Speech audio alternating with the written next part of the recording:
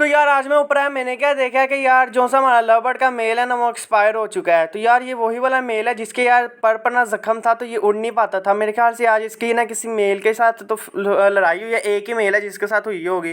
तो यार उसने ना इसको मार दिया, जो से इसका खून के कतरे थे ना वो पूरे पिंजरे में बिखरे हुए थे। यार अली हसन आ गया था, इसने यार इसके लिए ना कब्र खोद दी थी, तो इसको भी इधर दफना देते हैं।